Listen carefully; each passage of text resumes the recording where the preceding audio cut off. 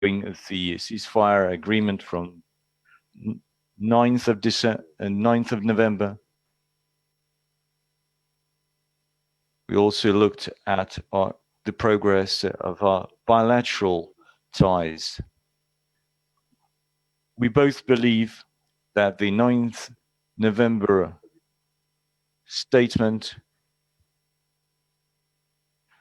lays the foundation for the long-term settlement of the Nagorno-Karabakh conflict in the fair interests of both the nations of Azerbaijan and Armenia, and in the interest of stabilization of the situation.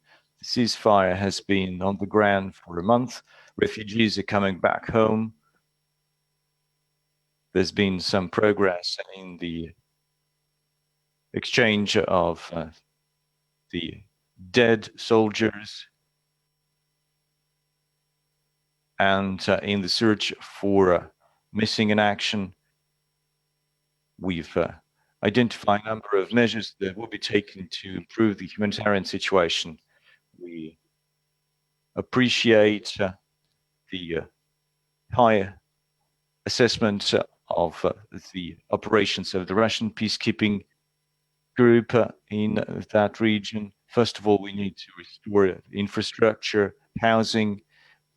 Things need to go back to normal. Healthcare needs to be restored, and transport routes needs to be deblocked. All economic ties need to be deblocked in line with the joint declaration dated November the 9th.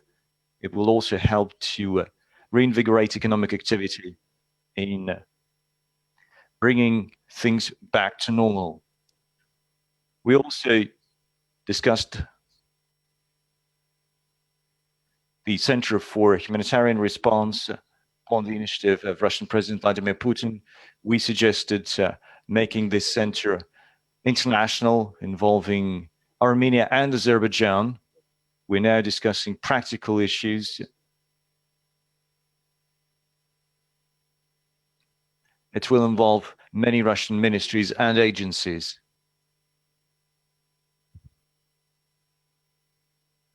Post-conflict rehabilitation also needs to be on the agenda of international organizations. Since the mid-90s, the International Committee of Red Cross has had a presence in Armenia, in Azerbaijan, and in the Nagorno-Karabakh region. And as the president, Mr. Maurer, said during his visit to Moscow, said that they will increase their presence. There are other organizations from the UN, as the High Commissioner for Rights of Refugees, the World Food Programme, UNESCO, and the UN Child Foundation.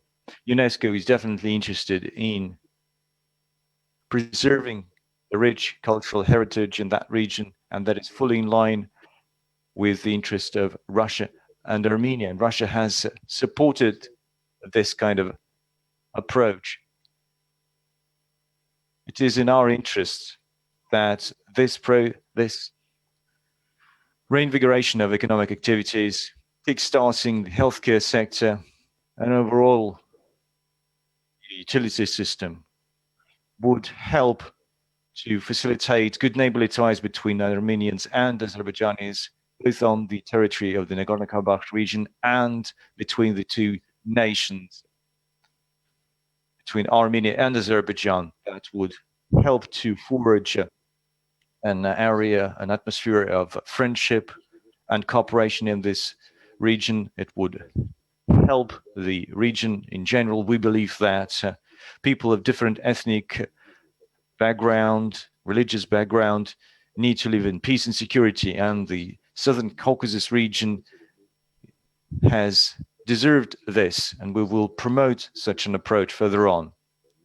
We also believe that the Minsk group of the OSCE, including the three co-chairs, need to play a bigger role.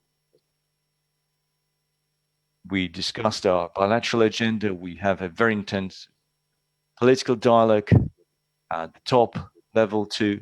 Despite the COVID-19 restrictions, our ministries and agencies continue to have the cooperation that they had. Vice premiers that are in charge of the commission, the chair of the commission, are in close contact. It's a regular contact, and we're now getting ready for another full session of the Intergovernmental Commission. And we'll also have the Russian-Armenian Regional Forum once the COVID-19 restrictions are over. We will host such an event.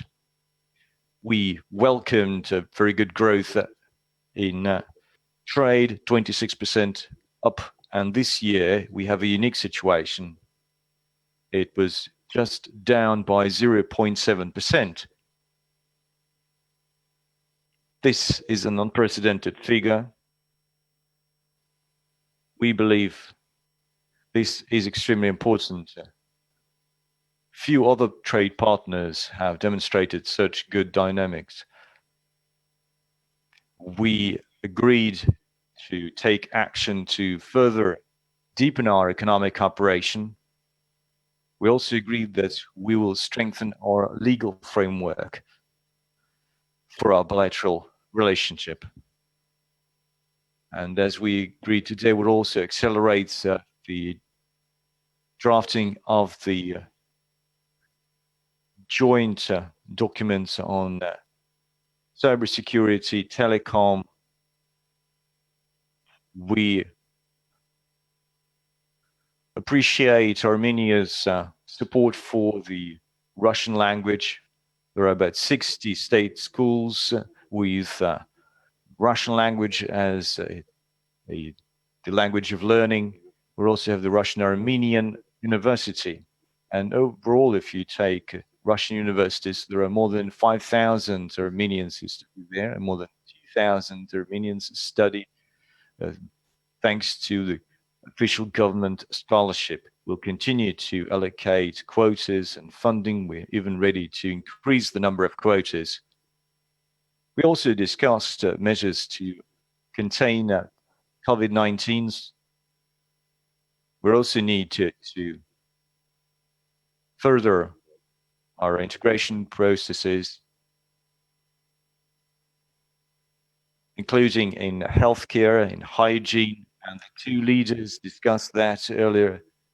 We'll continue to supply mobile biolaboratories, test systems, medical equipment on a free of charge basis. Armenia is also interested in the Russian vaccine. We're also praised our joint cooperation as part of the Eurasian Economic Union, the Collective Security Treaty Organization, the CIS. We agreed to continue close coordination at the UN, the OSCE, Council of Europe, and the Black Sea Economic Cooperation Organization, and other multilateral fora. We also reviewed the plan of consultations for this year and for 2021. We agreed to make the necessary adjustments to it because some of the events had to be transferred to the next year because of the COVID-19 pandemic. Overall, I believe this was a very first substantive contact, a constructive contact with the first, with the newly appointed Minister of Foreign Affairs, and I received an invitation to come to Armenia. I will come to Armenia, definitely. Mr. Lavrov, colleagues, good afternoon. First and foremost, I'd like to thank Russia and Mr. Lavrov for a very warm welcome and for a very meaningful discussion. I think it is very symbolic that this is my first visit and it's been paid here to Moscow, which shows that we have unprecedented level of relations between Armenia and Russia. And I'm confident that these talks will give additional impetus to the growth and development of our allied relations. Mr. Lavrov and I, we've already met in Yerevan, and we maintain close contact on many issues. So this meeting is a logical follow-up on the talks that we've had previously. the talks between the countries, the talks between the ministries. Today, we discussed a lot of issues, regional, international issues. Of course, we focused on peace and stability in the region. We put special emphasis on the issue which we've been having for the last couple of months, and on the 9th of November, as you know, we made a joint statement. Russia played key role in stopping the aggression launched by Azerbaijan and Turkey, helped to save people in Nagorno-Karabakh. Conflict lasted for almost 6 months. Thanks to Vladimir Putin's efforts, the trilateral agreement was coordinated and signed to usher in ceasefire and the deployment of Russia's peacekeepers in Nagorno-Karabakh. Russia's peacekeepers on the ground will create an environment for peace and stability to reign in. There will be no provocations on the part of Azerbaijan or its regional sponsor Turkey, or foreign mercenaries they recruited to fight in Nagorno-Karabakh. Cessation of hostilities opens up the doors to the work of the OSCE group in order to facilitate peace process. We discussed a lot of issues which have to do with the very severe humanitarian situation in Nagorno-Karabakh, which was caused by consistent shelling on the part of Azerbaijan. Azerbaijan had been felling civilian population and civilian infrastructure. We are thankful for your swift response to these humanitarian problems, and in that context, we believe it is important to bring international institutions as well in order to help with the humanitarian problems on the ground. We believe that, as Mr. Lavrov said, it is a priority to exchange the prisoners of war without any conditions, as well as detained persons. The bodies of those deceased could be returned as well. We are ready to do that on the basis of the all-for-all principle, and we hope Azerbaijan will not try to torpedo the process. Unfortunately, we see that Azerbaijan continues to treat very badly, unhumanely, soldiers of Armenia. We want that to stop, of course. There had been tortures. Some of them were beheaded while alive, just like ISIS did in the Middle East, treating the prisoners. Also, Armenian monuments and religious sites, churches in Nagorno-Karabakh have also been treated very badly, desecrated at times. We call upon the international community to take notice of that, because this is another wave of anti-Armenian sentiments, and that is something which is being highlighted by Baku, the official government. We've seen a lot of aggression towards the people of Nagorno-Karabakh, and Baku continues to push for a very aggressive kind of policy.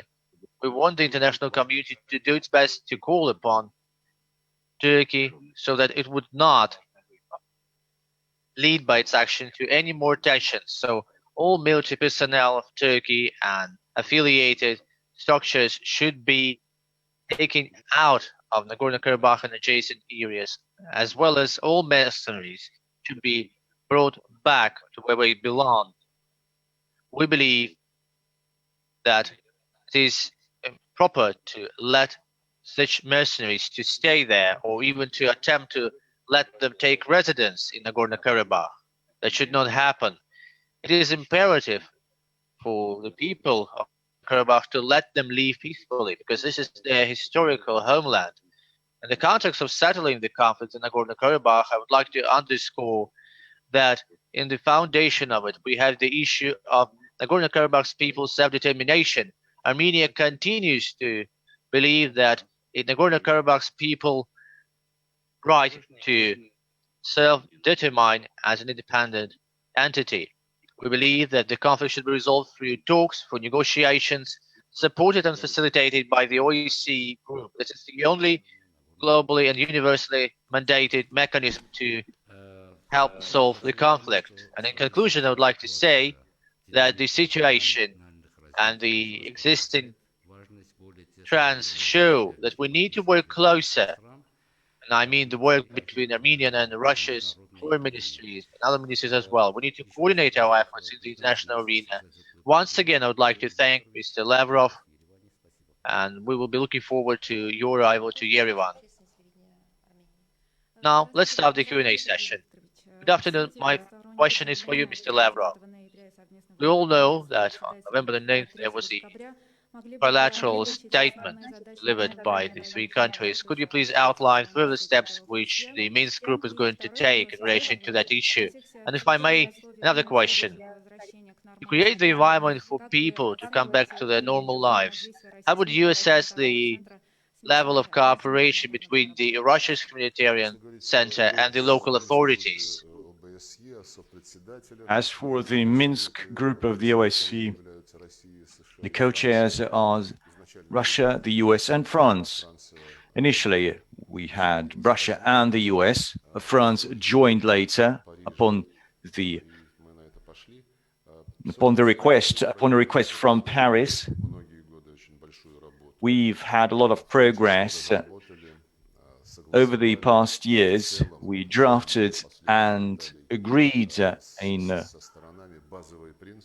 broad strokes the key principles of the settlement, and these principles are now part of the joint statement by the leaders of Russia, Armenia, and Azerbaijan, dated the 9th of November. Azerbaijan receives 5 regions. Peacekeepers are deployed.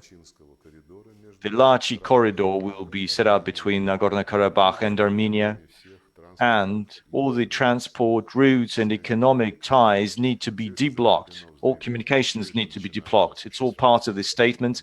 We're seeing it is now being deployed as effective as possible. Peacekeepers, together with the humanitarian center that you mentioned, and now helping the locals as much as possible. There's been cooperation. They facilitate the return of the refugees and displaced people. It began from day one, from minute one. You have our officers and emergency ministries officials there. These are rescuers. People now get extra confidence in what's happening. We will continue to boost their morale. We are now in talks on turning that humanitarian response center to an international one that would involve Armenia and Azerbaijan too. It will not be just Russian, but a trilateral one. And we're now discussing this move with the relevant authorities. We also need to specify the arrangements that we reached. And again, the mandate of the Russian peacekeepers needs to be clarified. They have certain scope of responsibilities, and that scope needs to be refined. They facilitate the return of refugees, the resolution of humanitarian issues, and they're also in charge of providing the necessary environment so that people can go back to normal, so that life could go back to normal. So we're moving towards the settlement, something that we agreed before. Both leaders, all the 3 leaders, need to make sure that they support this process, the process that was initially launched in line with the joint declaration by them. And the 3 co-chairs of the OSCE group, led by the foreign ministers, welcomed the 9th of November statement and are now promoting its implementation. This is the key part. Out of many major tasks that we will have to address, and where co-chairs could use their reputation and authorities. Here's one. We need to engage international organizations to this process, and we need to identify the key parameters for it. As I said, the International Committee of Red Cross has been there for a long time, but the UN institutions are not that active there. UN specialized organizations had never had a presence there, and as you know, the UN is now putting together a fact-finding mission. It will feature experts from different agencies. It takes time, there is some UN bureaucracy, and we would like that mission to focus on specific aid across all the areas that are most relevant for those who live in that region. They need assistance in rebuilding homes and in resolving other humanitarian issues. Particular focus that the co-chairs could put should be on preserving cultural legacy, religious sites in the Nagorno-Karabakh region.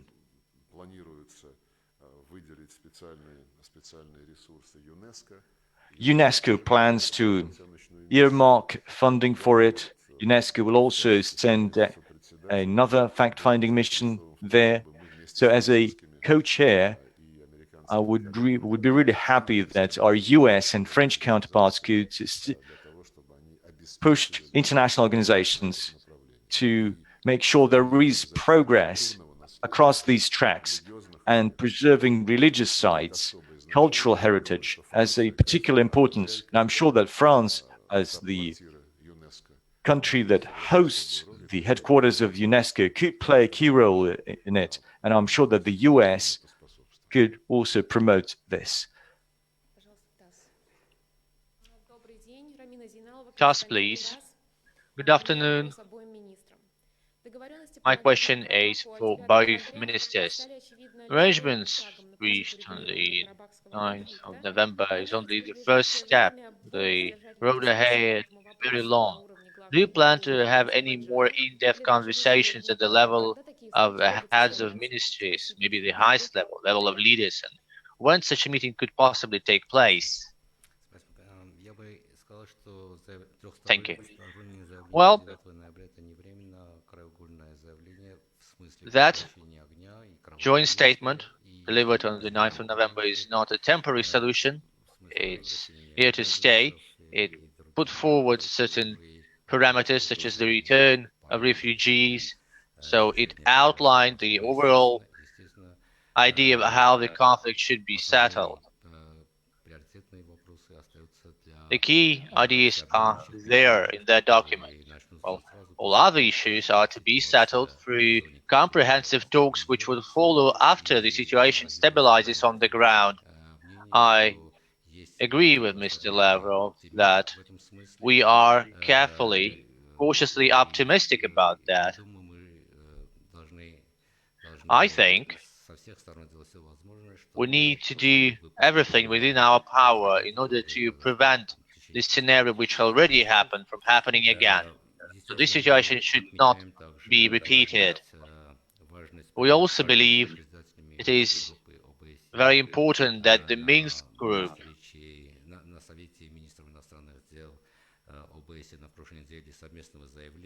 adopted a joint statement when it met last week, and that shows that there is that international support for this initiative in order to put an end to this issue.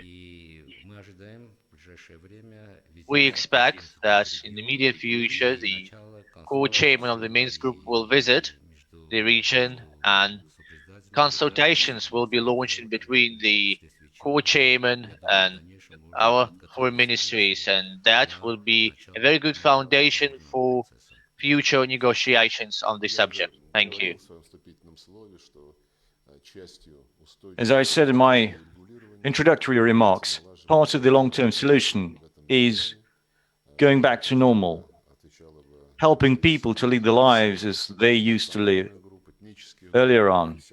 It needs to make sure that all the ethnic, religious groups need to live side by side. Armenians and Azeris need to live in peace, and that also includes other ethnic groups that are part of this region. We endorse this solution, and we would be happy to support any steps that would facilitate this process. You mentioned that there could be direct contacts at the top level between Azerbaijan and Armenia. It's up to our Armenian and Azerbaijani counterparts. Russia 24, please. My question is for both ministers. First, Mr. Lavrov, could you please tell us on the 3rd of December, Josep Borrell, head of Europe's diplomacy, said that there is Estanization, which means that Russia and Turkey are dividing certain regions to rule them separately. Well, there was Libya, then Syria, and now it's Caucasus. Would you agree with that point of view, which comes from Europe? And a second question, if I may, for your opposite number.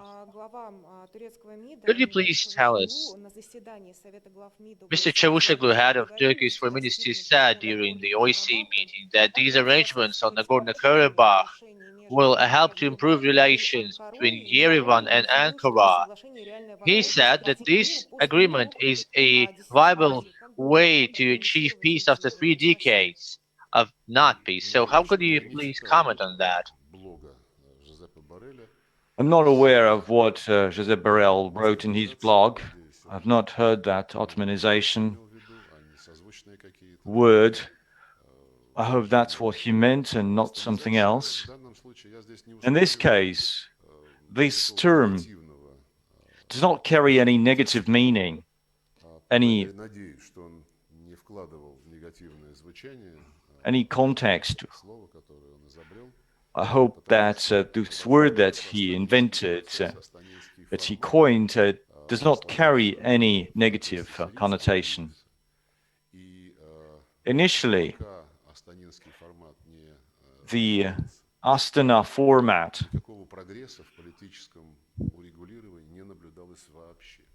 was emerged as a solution to the Syrian conflict. Before the Astana summit, there was no progress. Our UN colleagues were idle. They were referring to certain issues, barriers, impediments related to this or that issue. At a certain point, the government was ready, but the opposition was not ready. At a certain point, the opposition was only represented by emigres, and they have no impact on the situation on the ground. And then Russia, Turkey, and Iran, who joined us later, as countries that are interested in peace on the ground and as neighbors. And since Russia realized the severe risk of what could happen to Syria following the developments in Iraq and Libya, we decided to use our leverage to put the parties at the negotiation table. And finally, we had the Syrian Nation Congress, and that would help to reinvigorate the UN efforts. And the UN agreed to take part in the Astana process. You had the government and the armed opposition representatives at the same table, alongside Russia, Turkey, and Iran as the organizers and the guarantors of the Astana process. You also had some envoys from Jordan, Iraq, and Lebanon, and UN representatives. So we have to recognize that the Astana process and the launch of the process and the real outcomes are now shaping the settlement process, and that's being endorsed by the UN and the entire international community. We can say that without modesty. As for the projection of this process to other regions, well, it's up to political scientists to discuss that. As for the Caucasus, Russia, Turkey, and Iran are neighbors to the countries of this region, and we definitely have an interest to what is happening on the ground. We express our attitude through specific action. That's the November 9th statement that was agreed upon the initiative of President Putin, together with his colleagues from Armenia and Azerbaijan. And what we also provide assistance, and this is major assistance, humanitarian aid, the deployment of our peacekeepers, and there are many other forms.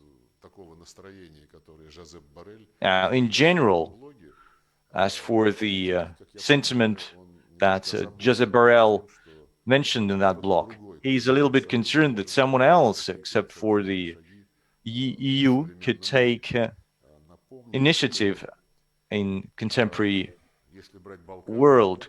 Now, if you take the Balkans, for example,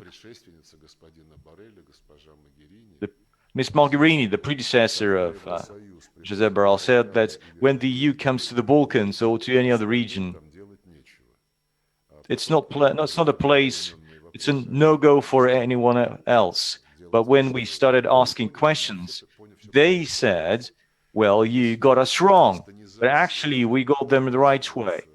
As if they use Austenization as the term that reflects some nostalgia for colonization, well, then the EU would have to somehow swallow it and live through it and put up with it. Those years are behind. I really hope that the EU would adopt a contemporary policy and will not try to present the modern world as a world which is divided into spheres of influence. You need to take an honest stance in resolving a conflict and not trying to score some political points.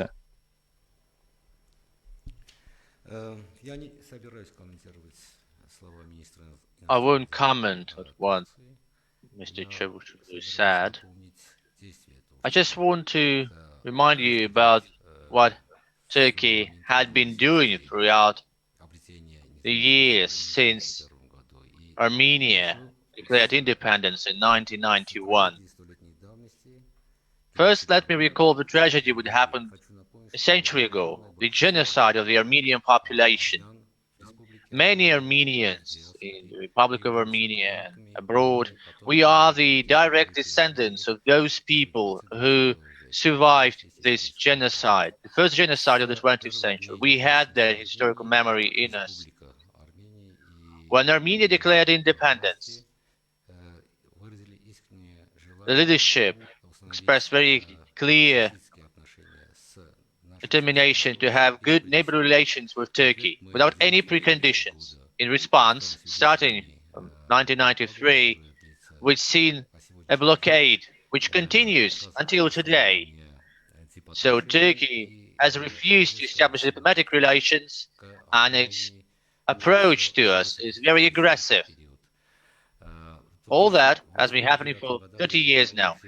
In 2008-2009, the football diplomacy started.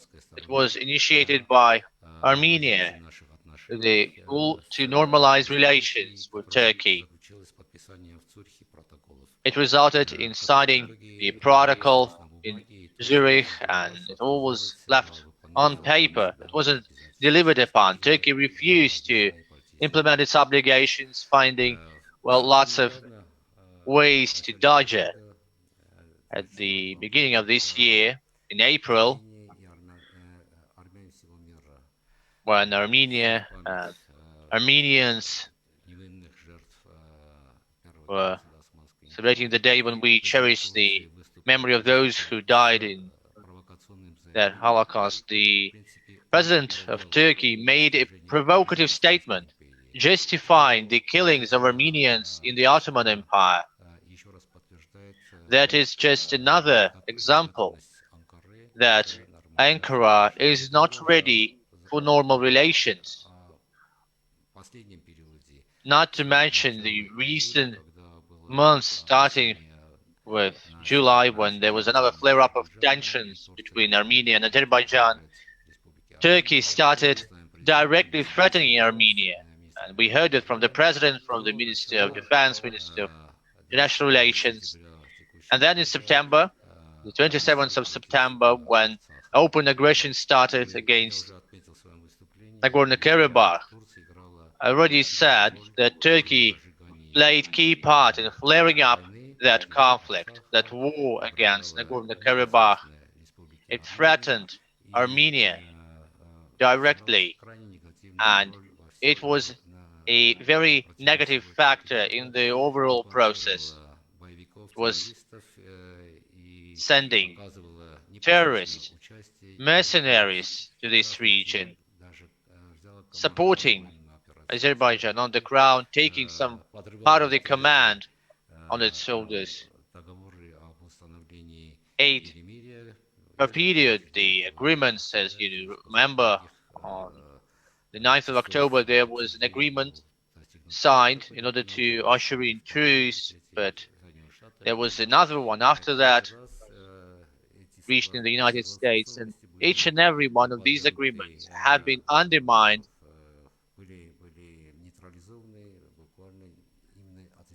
by Turkey, by its negative stance on the very issue, ceasefire. So that's the role that Ankara played. We take South Caucasus. We all want to live in peace. We all want to have neighborly relations with our neighbors. However, in order to make that happen, we need to take into account what happened prior to this day. So Ankara should first build trust with us. This trust is long lost. So we would like to wait and see how Ankara is going to act in order to regain the trust, our trust and trust of the international community. Only after that we will be deciding whether we can trust Ankara or not. Thank you, colleagues. All the best.